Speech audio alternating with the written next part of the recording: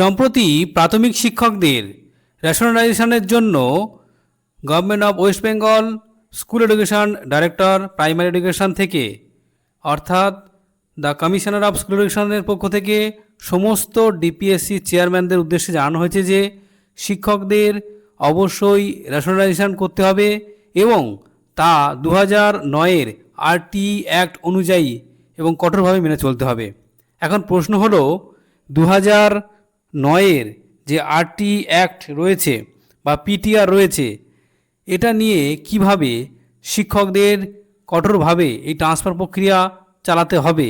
অর্থাৎ বোঝাই যাচ্ছে যে বিকাশ ভবনে যে নোটিশ এসেছে এবং ডিস্ট্রিক্ট প্রাইমারি স্কুল কাউন্সিলের যে নিয়ম, সেই নিয়ম অনুযায়ী প্রাথমিক শিক্ষকদের ট্রান্সফার ও বদলির ক্ষেত্রে যে আরটি অ্যাক্ট 2009-এর যে নির্দেশিকা এবং পিটিআর অর্থাৎ পিপল টিচার রেশিও বা ছাত্র শিক্ষক অনুপাতের অত্যন্ত কঠোরভাবে মেনে চলতে হবে।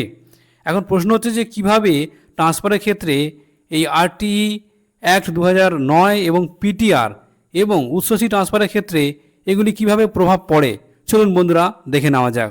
প্রথমে আমরা জানবো যে আরটি অ্যাক্ট 2009 অনুযায়ী পিটিআরের সাধারণ যে নিয়ম রয়েছে সেখানে বলা হচ্ছে অনুপাত অর্থাৎ রেশিও, অর্থাৎ আইন অনুযায়ী প্রাথমিক স্তরে অর্থাৎ প্রথম থেকে পঞ্চম শ্রেণী ছাত্রশিক্ষা অনুপাত হতে হবে 30:1, অর্থাৎ প্রতি 30 জন শিক্ষার্থীর জন্য অন্তত একজন শিক্ষক থাকা বাধ্যতামূলক। ন্যূনতম শিক্ষক কত থাকতে হবে? কোনো বিদ্যালয়ে মোট যদি শিক্ষার্থীর সংখ্যা 60-এর কমও হয় তবুও সেই স্কুলে ন্যূনতম 2 জন শিক্ষক থাকতেই হবে। অধিক শিক্ষার্থী থাকলে কি হবে? অর্থাৎ ধরুন কোনো স্কুলে 200-র বেশি ছাত্রছাত্রী রয়েছে, অর্থাৎ তখন অনুপাত হবে 40:1, এর বেশি হওয়া কিন্তু যাবে না। একজন প্রধান শিক্ষকও থাকা বাধ্যতামূলক। এখন প্রশ্ন হচ্ছে যে বদলির ক্ষেত্রে এই যে পিটিআর এর প্রভাব কীভাবে পড়ে।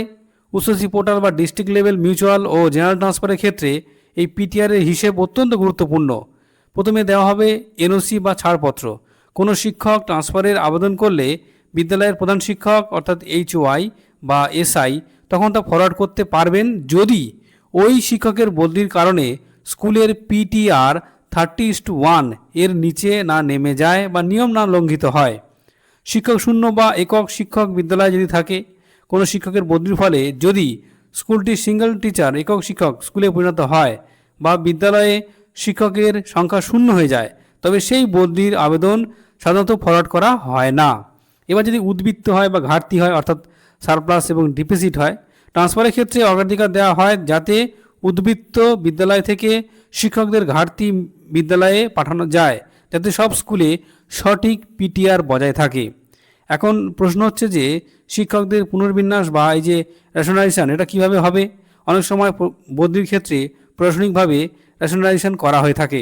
যেসব স্কুলে ছাত্র অনুপাত শিক্ষকের সংখ্যা অতিরিক্ত অর্থাৎ সারপ্লাস, সেখান থেকে শিক্ষকদের বদলি করে এমন স্কুলে পাঠানো হয় যেখানে শিক্ষকের অভাব রয়েছে। জিরো এনরোলমেন্ট স্কুল যেগুলো রয়েছে, যেসব স্কুলে শিক্ষার্থীর সংখ্যা শূন্য বা প্রায় নেই, সেখানকার শিক্ষকদের নিকটবর্তী অন্য কোনো স্কুলে বদলি করে সেই স্কুলগুলি সম্পর্কে প্রয়োজনীয় প্রশাসনিক সিদ্ধান্ত নেওয়া হয়। এখন প্রশ্ন হচ্ছে এক্ষেত্রে প্রধান শিক্ষক এবং এসআইয়ের কী ভূমিকা থাকবে। ট্রান্সফার প্রক্রিয়া বিদ্যালয়ের প্রধান শিক্ষক বা টিচার ইনচার্জ সবার আগে পিটিআর চেক করে অর্থাৎ ভেরিফিকেশান করে তারপরে বদলির কারণে যদি ছাত্রশিক্ষা অনুপাতের নিয়ম বহির্ভূত হয়ে যায় তবে স্কুল লেভেল বা ডিস্ট্রিক্ট লেভেল থেকে আবেদনটি রিজেক্ট হওয়ার প্রবল সম্ভাবনা থাকে। অর্থাৎ বুঝতেই পারছেন বর্তমানে যে নোটিফিকেশানটি জারি করা হয়েছে রেশনালাইজেশনের ক্ষেত্রে, সেখানে কিন্তু যেটা বলা হচ্ছে যে পিটিআর মেনটেন করে ট্রান্সফার প্রক্রিয়া চলবে। এখন দেখার বিষয় এটা কতটা কার্যকরী হয়। এনাদের কি কাউন্সেলিংয়ের সুযোগ দেওয়া হবে নাকি একেবারে র্যান্ডমলি যেখানে সেখানে পাঠিয়ে দেওয়া হবে, সেটাও কিন্তু দেখার বিষয়।